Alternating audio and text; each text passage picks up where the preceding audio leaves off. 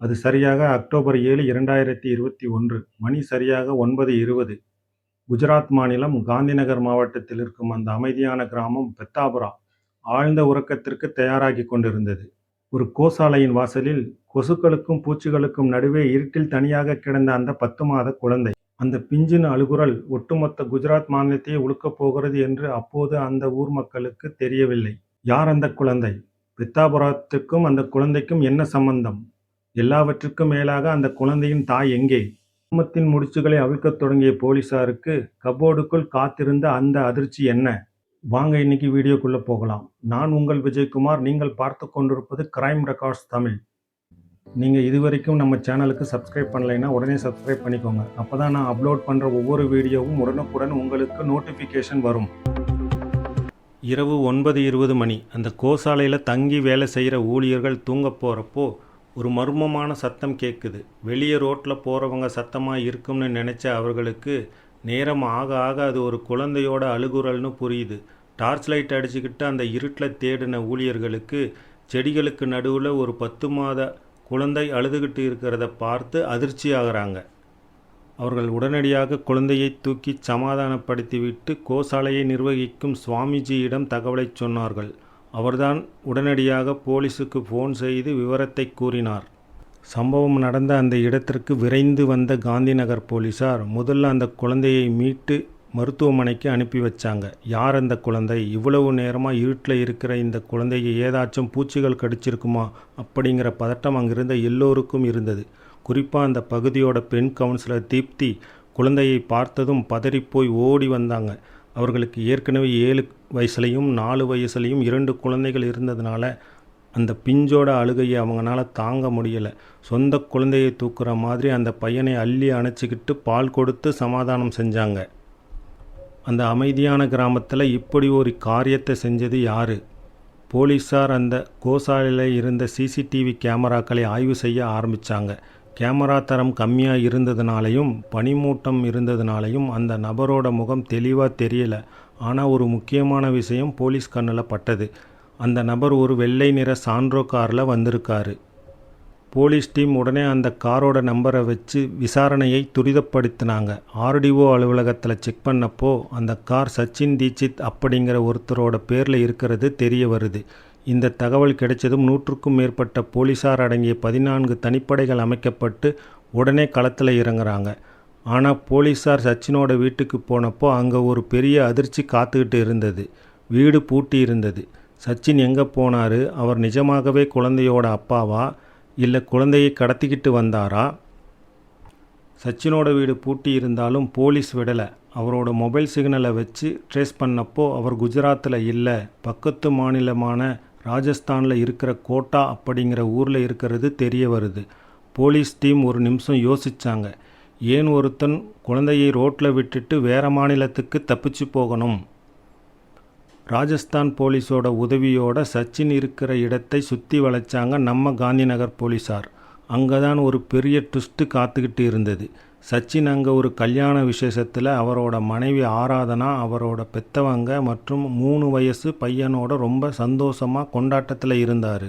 Police சச்சினை கையும் களவுமாக பிடிச்சு விசாரணை செஞ்சப்போ அவரோட மனைவி ஆராதனா பதறிப்போய், சார், இது எங்கள் குழந்தையே இல்லை, எங்களுக்கு ஒரு பையன் மட்டும்தான் இருக்கான், அந்த குழந்தைக்கும் எங்களுக்கும் எந்த சம்பந்தமும் இல்லை அப்படின்னு சொன்னாங்க. சச்சினும் முதல்ல போலீஸை ஏமாற்ற பார்த்தாரு. எனக்கு எதுவும் தெரியாது சார், யாரோ தெரியாதவங்க என் கார் நம்பரை தப்பாக கொடுத்துருக்கலாம்னு சாதிச்சார்.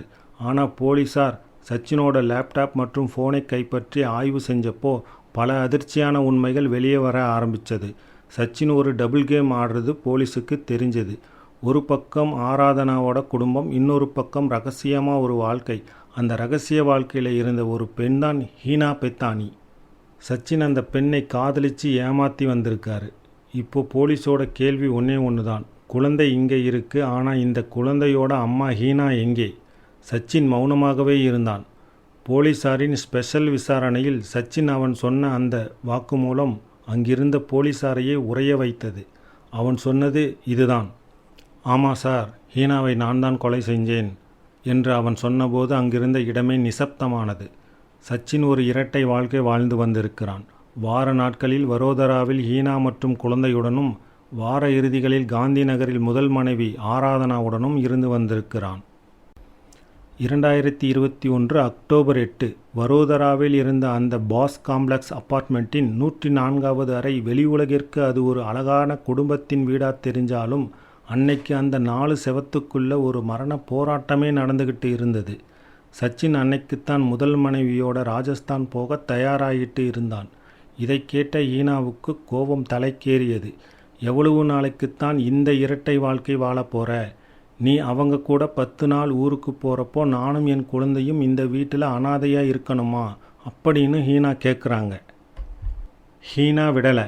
என்னை நீ ஏமாத்திட்ட. உனக்கு ஏற்கனவே கல்யாணமான விஷயம் எனக்கு தெரியாது.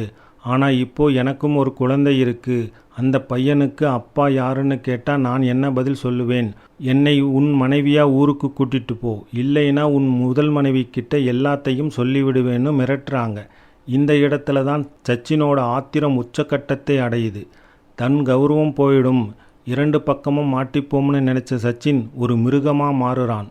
ஹீனாவோட கழுத்தை இறுக்கமாக பிடிச்சு நெரிக்க ஆரம்பிக்கிறான். கொடுமை என்னன்னா, ஒரு பக்கம் தன் அம்மா கொலை செய்யப்படுறது தெரியாமல் அந்த 10 மாத குழந்தை ஈனாவோட மொபைலில் கார்ட்டூன் பார்த்துக்கிட்டு இருக்கு. கொஞ்ச நேரத்தில் ஈனாவோட மூச்சு நிற்குது, உடல் சில்லிட்டு போகுது. ஆத்திரம் குறைஞ்ச பிறகுதான் சச்சினுக்கு தான் செஞ்ச தப்பு புரியுது. ஆனால் அவன் அப்பவும் போலீஸுக்கோ இல்லை ஆம்புலன்ஸுக்கோ ஃபோன் பண்ணலை. தப்பிக்கிறது எப்படின்னு தான் யோசித்தான். ஈனாவோட உடலை ஒரு பெரிய பிளாஸ்டிக் கவரில் சுற்றி சமையலறை சிங்க் அடியில் இருந்த ஒரு சின்ன கபோர்டுக்குள்ளே திணிச்சு வைக்கிறான். ஹீனாவோட உடலை அங்கேயே போட்டுட்டு அழுகிற குழந்தையை தூக்கிட்டு தன் வெள்ளை நிற சாண்ட்ரோ காரில் கிளம்புறான் சச்சின். முதல்ல அந்த குழந்தையை ஒரு கால்வாயரில் வீசிடலாம்னு நினைக்கிறான். ஆனால் ஏதோ ஒரு நிமிஷம் மனசாட்சி உறுத்த அந்த குழந்தையை யாருக்காச்சும் கிடைக்கிற இடத்துல விட்டுறலாம்னு யோசித்தான். நான் இன்ட்ரோவில் சொன்ன அந்த பெத்தாபுரா கோசாலையை தேர்ந்தெடுக்கிறான். அடுத்த 2 நாட்களுக்கு பிறகு அந்த வீட்டிலிருந்து துர்நாற்றம் வர ஆரம்பிக்குது. அக்கம் பக்கத்தில் இருக்கிறவங்க ஏதோ எலி செத்து போயிருச்சுன்னு நினச்சி கடந்து போயிடுறாங்க. ஆனால் போலீஸார் சச்சினை கூட்டிட்டு வந்து அந்த வீட்டை திறந்தப்போதான் ஒரு கப்போர்டுக்குள்ளே திணிச்சு வைக்கப்பட்டிருந்த அந்த பயங்கரமான உண்மை வெளிச்சத்துக்கு வந்தது. யோசிச்சு பாருங்க. ஒரு பக்கம் தன் காதலியோட பிணத்தை கப்போர்டில் வச்சுட்டு, இன்னொரு பக்கம் தன் முதல் மனைவியோட திருவிழா கொண்டாட ராஜஸ்தான் போயிருக்கான் சச்சின். இந்த அளவுக்கு ஒரு மனிதனால் எப்படி இரக்கமில்லாமல் இருக்க முடிஞ்சது? சச்சின் பிடிபட்டாலும் அவன் நீதிமன்றத்தில் ஒரு தந்திரமான வார்த்தையை முன்வைத்தான்.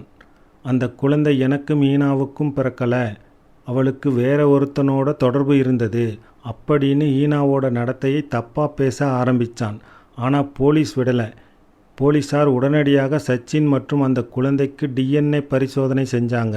அதோட ரிசல்ட் வந்தப்போ சச்சினோட பொய்முகம் மொத்தமாக கிழிஞ்சது. அந்த குழந்தை சச்சினோடது தான் என்பது 100% உறுதியானது. இப்போ சச்சின் மேலே கொலை வழக்கு, சாட்சிகளை மறைத்தல், குழந்தையை கைவிடுதல்னு பல பிரிவுகளில் வழக்கு நடந்துக்கிட்டு இருக்கு. ஆனால் இங்கே ஒரு முக்கியமான கேள்வி வருது. அந்த குழந்தையோட நிலைமை என்ன? ஈனாவோட அப்பாவும் அவரோட சித்தி அனிதாவும் குழந்தையை தத்தெடுக்க போட்டி போட்டாங்க. ஆனால் ஈனாவோட அப்பா ஏற்கனவே 2 கல்யாணம் பண்ணவருங்கிறதுனாலையும் அவரோட பின்னணியை ஆராய்ஞ்ச அரசு குழந்தையை அவரோட வளர்ப்பில் விட தயங்குச்சு. தற்போது வரை அந்த 1 வயது குழந்தை குஜராத் அரசின் குழந்தைகள் காப்பகத்தில் தான் வளர்ந்து வருகிறது. ஒரு பக்கம் அம்மா இல்லை, இன்னொரு பக்கம் அப்பாவே அம்மாவை கொன்றுவிட்டு ஜெயிலில் இருக்காரு. சச்சினோட ஒரு சின்ன ஆசையால் வந்த தவறான முடிவு இன்னைக்கு அந்த பிஞ்சோட எதிர்காலத்தையே கேள்விக்குறியாக்கி இருக்கு. 2021 நடந்த இந்த கொடூர சம்பவத்தை தொடர்ந்து சச்சின் தீட்சித்தின் தற்போதைய சட்ட ரீதியான நிலை என்ன என்பதை பற்றி விவரங்கள் இதோ. சச்சின் தீட்சித் தற்போது குஜராத் சிறையில்தான் இருந்து வருகிறார். இந்த வழக்கின் தற்போதைய நிலவரம் குறித்த முக்கிய தகவல்கள். சச்சின் தரப்பில் இருந்து பலமுறை ஜாமீன் கோரி நீதிமன்றத்தில் மனு தாக்கல் செய்யப்பட்டது. குறிப்பாக தன் மீதான குற்றச்சாட்டுகள் இன்னும் நிரூபிக்கப்படவில்லை, எனவே தன்னை வெளியில் விட வேண்டும் என்று அவர் வாதிட்டார். ஆனால் இந்த வழக்கை அரிதினும் அரிதான கொடூரமான குற்றம் என்று வகைப்படுத்திய குஜராத் நீதிமன்றம் அவருக்கு ஜாமீன் வழங்க தொடர்ந்து மறுத்து வருகிறது. வழக்கு விசாரணை.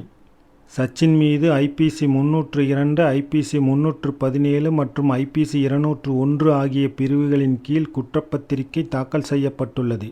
ஹீனாவின் DNA முடிவுகள் மற்றும் CCTV ஆதாரங்கள் சச்சினுக்கு எதிராகவும் வலுவாகவும் இருப்பதால் அவர் விடுதலையாவதற்கான வாய்ப்புகள் மிக குறைவு.